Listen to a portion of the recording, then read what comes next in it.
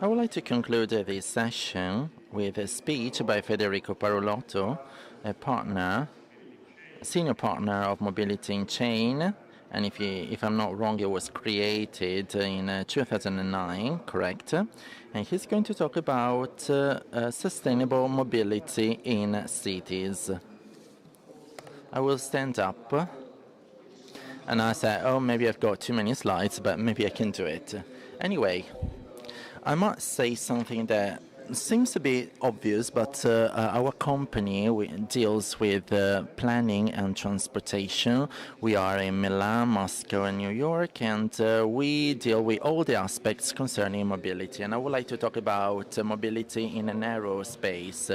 But maybe I'm saying something obvious, but we're not a huge globe, but we are in a narrow place where we live all together. But if we consider it under a transportation point of view, we move even less in a smaller place. So our frantic movements on a daily basis occurs in a very small area, which is the one where we live in. And maybe we're saying something obvious, but it is so small that we can also change its composition, and in a very uncertain future, because we don't really know what is going on in the future, and it is very difficult to foresee what is going on in the future, is that what we can say is that we need to go towards CO elimination. But as to the concept of mobility, the older concept of road, which is what is normally tackled by the world of architecture, changed radically with the arrival of cars, and the world of roads was managed by transportation engineers, and architects moved far away. I'm not saying it because we are here in an architectural event, but we need to consider a holistic event. It's not that we can consider everything as a single way, because the separation, the giving different channels, such as the channel of movement to engineers, forced us to create the terrible situation we are living in. And then it is true that we talk about the technology, data, changes, and so on, but sometimes we forget that we live in social, economic, and technological segments that are related one with the other. We have to change the world, but we cannot change it only with the technology or with data, but we need to change it with a change in the values. And the mobility now is moving from cars to an aspect in which pedestrians are becoming the core. And we can see that in this slide. It is true that there is the aspect of datum, but here we're talking about a radical change, a conceptual, cultural transformation change that goes beyond the technological aspect. Sometimes we just talk about data, changes, technologies, but we sometimes do not realize that the way we move in the cities right now is quite similar to how we moved in the cities about 30 years ago. And I would like to take an example of Milan. I called it the monster in the city. It is a junction that was built in the A7 that was created by the Albertini Council at the end of the year 2003-2004, and Albertini thought it was Los Angeles, and instead it was Milan, and he built this huge construction. But in my opinion, it is not as good as it is. This is the junction of Piazzale Maggi. It was designed perfectly well, following the road code, but in actual fact, the story is slightly different. There were citizens who protested. So people were angry at that, but this is the actual result. It's not as in the pictures that we can see. So if you go in the morning, and you take a picture with your smartphone and you don't have a very good camera, so this is the result. And let's have a look at the data. How can we improve something like that? This is a place you know, we can see all the pedestrian routes, and there are all the people who lived around this area, and they had to cross these roads, and this is the crossroads. It led to lots of different traffic accidents, lots of bad things happened, and if we look at what happened while I was preparing my research, I found lots of interesting things. For example, there were older people who were attacked or women who were attacked. So this is like a machine that discriminates. It is a terrible reinforced concrete monster that creates social inequalities. How can we face that? And I don't know whether data technologies and so on can give us a help, but this is my point of view.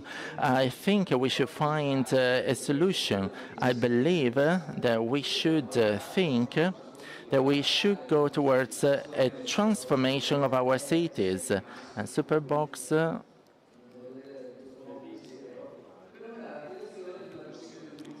so we need to demolish it, and I would like to conclude it with the topic of datum, because what happened in Milan, it is something magic, extraordinary if we consider data, is Area C. So Area C can have new technologies, but in actual facts, it is what really changed the structure of the mobility of Milan. So inside this area, within 1 year, 33%, within 1 day, 33% of the movements were eliminated. I think you know this area very well. There are cameras reading your number plates if you don't pay, for example, €5.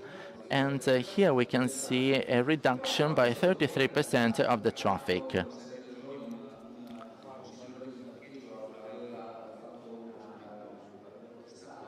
Then there was somebody from a parking lot that protested. They removed this area, and we saw that the traffic went back to as it was.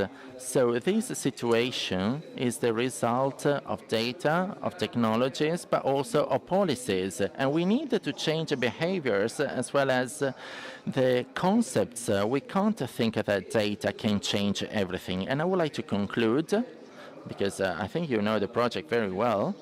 So we can think about radical processes. Cities need to be transformed in a very quick way, in a very deep way, because there is no more time. And this is a junction within the city. And it is a huge junction. And here, by means of a tender of the council, we made a huge change. This is the old square with all the different roads, and we transformed it at the beginning of the 60s. We turned it into this big junction within the city. And then there were some crosses that were discriminating all the people who are using different forms of mobility. So we wanted to change this type of approach into something that welcomes a new way of mobility, a new form of mobility.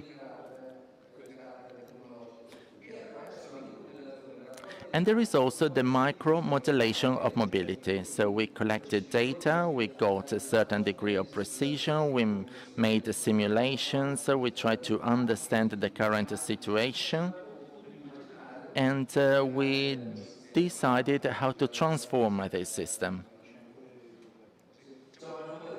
We recreated the current status of the mobility network. We made a simulation. We took a project. We said, let's reorganize the flows. Then we used digitalization to check it. We changed this large square. And this is the new configuration that we have started by means of a new digital verification system that allowed us to simulate a space that is radically system. So we've got more room for new urban opportunities. And based on that, we imagined a new layer for micro-mobility. So we overlapped lots of different pathways and crossings. I removed the underground the subways, and we added some pathways for bikes, motorbikes, and so on. Now we need to change the space. And I would like to conclude by saying that we know that cars, computers are getting integrated, the automation is getting integrated, and the arrival of the autonomous driving is not an if, but it is a when. And I would like to say that the smartest machinery, as Glenn Lyon said, is not to use it. So thank you very much, Federico Parolotto. You came back to the main topic, the topic that we heard before, which is digitalization with values. And we can say that there is a radical transformation of our behaviors and spaces will only occur by digitalization data, or it will be fostered by them.